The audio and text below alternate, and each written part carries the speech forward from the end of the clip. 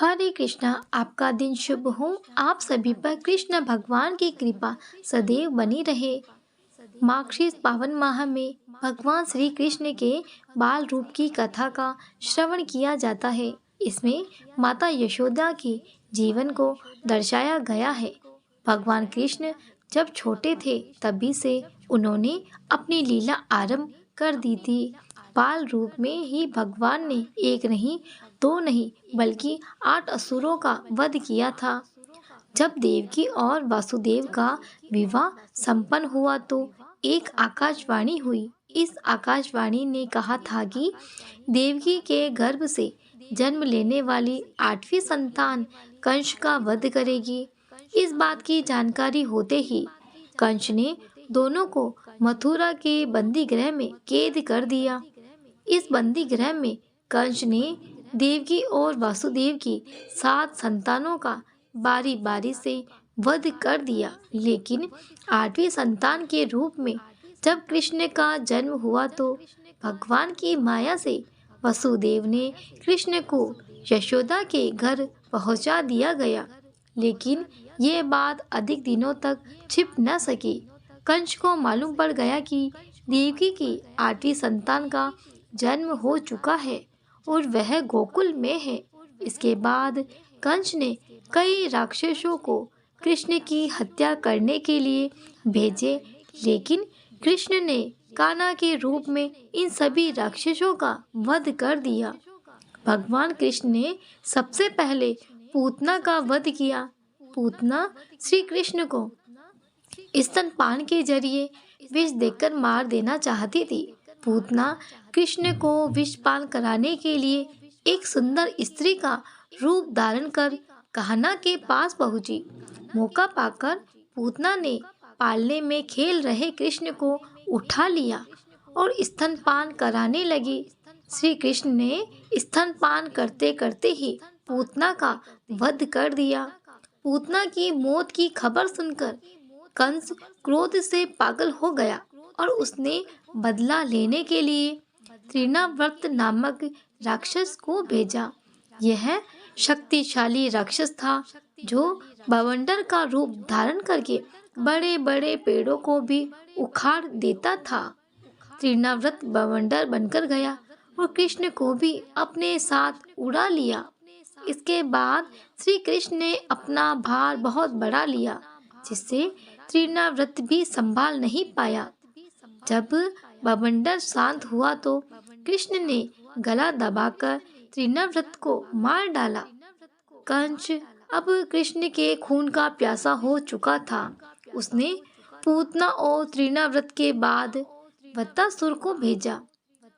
वत्सासुर एक बछड़े का रूप धारण करके श्री कृष्ण की गायों के साथ मिल गया। कृष्ण उस समय गायों को चरा रहे थे। कृष्ण ने उस बछड़े के रूप में दैत्य को पहचान लिया और उसकी पूंछ पकड़कर घुमा दिया और एक वृक्ष पर पटक दिया, जिससे उसकी मौत हो गई। कंस ने वत्सासुर के बाद बकासुर को कृष्ण को मारने के लिए भेजा। बकासुर एक बगुले का रूप धारण करके श्री कृष्ण को मारने के लिए पहुंचा। बगुले ने कृष्ण को निगल लिया और कुछ ही देर बाद कान्हा ने उस बगुले को चीरकर उसका वध कर दिया। अगासुर पूतना और बगासुर का छोटा भाई था। अगासुर ने कृष्ण को मारने के लिए विशाल अजगर का रूप धारण किया। इसी रूप में अगासुर अपना मुंह खोलकर रास्ते में ऐसे बन गया जैसे कोई गुफा हो। उस समय श्री कृष्ण और सभी बालक वहां खेल रहे थे। एक बड़ी गुफा देखकर सभी बालकों ने उसमें प्रवेश किया। मौका पाकर अगासुर ने अपना मुंह बंद कर लिया। जब सभी को अपने प्राणों पर संकट नजर आया तो श्री कृष्ण से सबको बचाने की प्रार्थना करने लगे। तभी कृष्ण ने अपना शरीर तेजी से बढ़ाना शुरू कर दिया। इस कारण अगासुर को सांस लेने में परेशानी होने लगी और अंत में भगवान ने उसका भी वध कर दिया। कान्हा बचपन में बहुत ही शरारती थे। कई बार माता यशोदा श्री कृष्ण की शरारतों से परेशान हो जाती थी।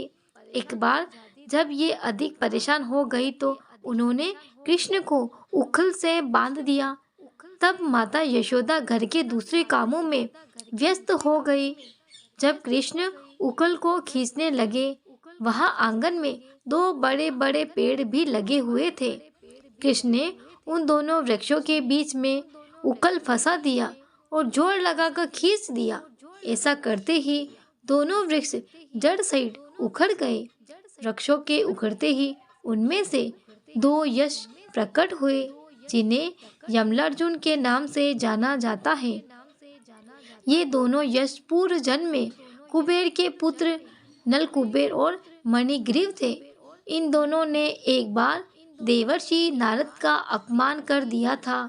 इस कारण देवर्षि ने इन्हें वृक्ष बनने का श्राप दे दिया। जिस बाल लीला के दौरान श्री कृष्ण ने वृक्षों को उखाड़कर इन दोनों यशों को मुक्ति प्रदान की। आप सभी को कृष्ण लीला की कथाएं पसंद आई हो तो प्लीज़ इस वीडियो को लाइक करें, शेयर करें, सब्सक्राइब करें। अंत में कमेंट बॉक्स में हरे कृष्णा जरूर लिखें। आप सभी का बहुत बहुत धन्यवाद।